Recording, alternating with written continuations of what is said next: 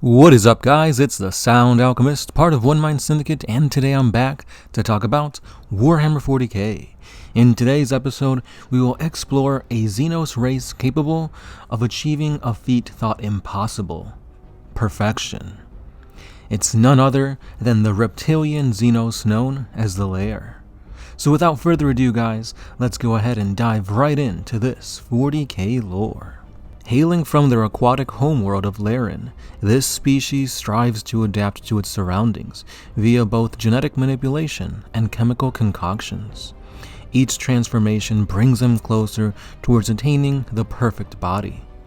Physically, they look like serpentine creatures with a snake-like lower body, bladed arms, and lizard-like heads.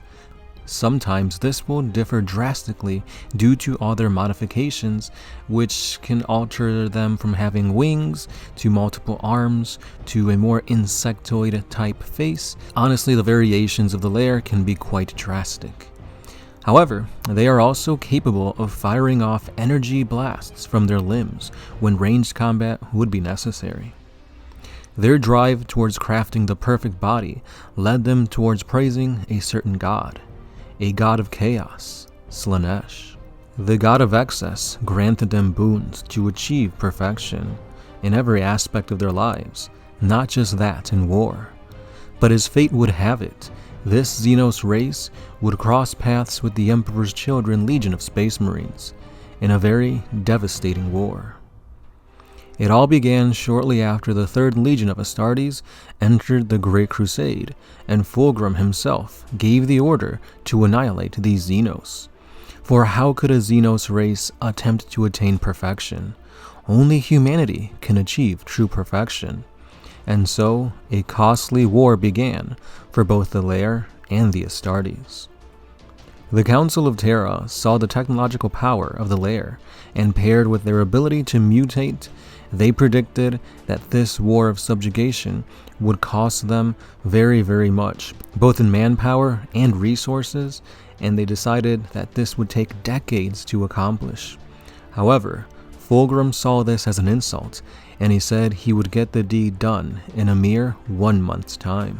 As the days went on, the war was getting increasingly harder and harder to win, for the Lairan adaptation made them faster as land speeders. Their eyesight was so powerful they could neutralize a space marine from miles away, and their armor kept adapting to the weapons that the Astartes would bring in. Not just that, but the very planet itself proved a problem against the Emperor's army, for it was an ocean world with very few land masses. The aquatic war took a heavy toll on the Emperor's children, and if it wasn't for their apothecaries, more than half of the Legion's Marines would have met their end in the deep, dark depths of Laeran's world. However, at the end of the month, Fulgrim kept to his promise, and the Lair were no more. But at what cost? For this was the beginning of the influence that Slaanesh would have on the Emperor's children and the Primarch. Upon conquering the world, Fulgrim discovered a temple dedicated to the god of pleasure, which housed an ancient relic.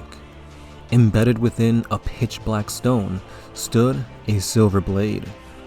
Unbeknownst to Fulgrim, this was indeed a demon weapon, which housed a greater demon of Slaanesh. Upon grabbing the hilt of the weapon, the descent towards chaos began for Fulgrim. He ended up using this weapon more and more during the Great Crusade, and even fought his fellow Primarch, Ferrus Manus, with it. In the current timeline of the Warhammer 40K events, Fulgrim has indeed become a demon Primarch, but he no longer wields this blade. The owner of the Lairan blade is that of Lucius the Eternal. Now, the blade itself is indeed a power sword, but since it's demonically enhanced, it is much, much more than that. And that's pretty much all the lore we have on the Lair and the Lairan homeworld. The Lair are such an awesome Xeno race. I really wish we can explore more on the Xenos during the Great Crusade era, because honestly that is a very interesting time for the Imperium. The Emperor is on his crusade to reclaim the Primarchs, as well as reclaim all these human civilizations from Xenos control. And the Xenos that we get to see in all the novels are pretty interesting. Don't get me wrong, the Xenos that we can see and play with nowadays, such as the Orcs, the Eldar, the Tau, the Tyranids, they're cool and all, but honestly, some of the ideas and like the abilities that these other Xenos have during the Great Crusade are just amazing. Like the Nephilim that were fighting against the Blood Angels, awesome race.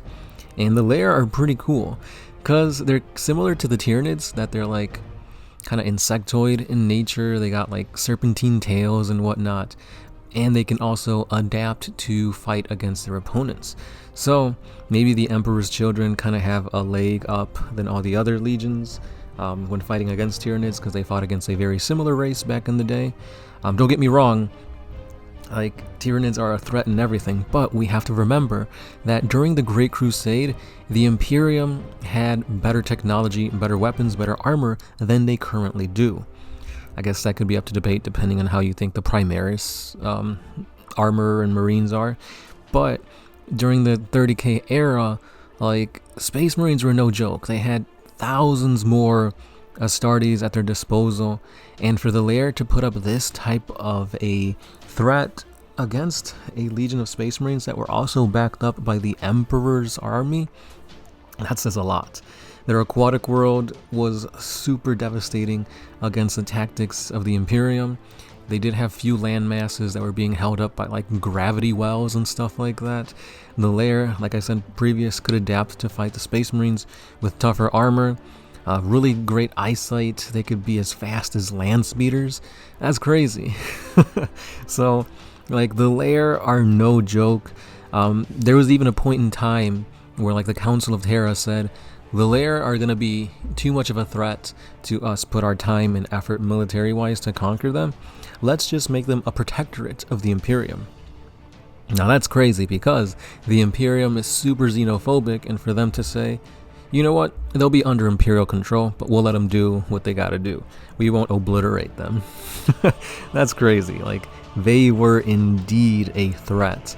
And it would have been interesting to see how exactly the Lair would work on the tabletop with their adaptations, their models and whatnot, because we do have a very similar model to them in the Dark Eldar with the, I believe they're called the Slith. They're like snake people, really, which is kind of close to what the Lair look like, but yeah, it'd be very interesting to see how this race would have played. But yeah, that just goes to show you that as all powerful and mighty that the Imperium and the Space Marines are, some Xeno races could indeed compete and give them a run for their money. So with that being said, guys, let me know your thoughts down below on the Lair. Would you like to explore more on them if GW ever decided to? Unfortunately, I don't think that's the case, because obviously they were annihilated by Fulgrim and his Emperor's Children, but we at least have a relic of their past to remind us of the power, the might of the Lair, especially since they were backed up by a Chaos God, which is unheard of. Like, what other Xeno races do you know a Chaos God backed them up and gave them boons and whatnot? So it was essentially Space Marines fighting Chaos, Xeno version, which is really amazing in my mind. But again, that's all I got for today, guys. Let me know what you think down below. If you do like what we do here at One Mind Syndicate, a like, a subscribe would be much appreciated. Comment down below your thoughts, share this video to all your friends, and of course, if you want to go that extra mile, we do have a Patreon page where you guys can pledge a simple $1 a month, and that'll really help us go a long way in creating more videos for you guys. Thanks again for watching. This has been the Sound Alchemist, part of One Mind Syndicate, and I'll see you in the next one. Peace.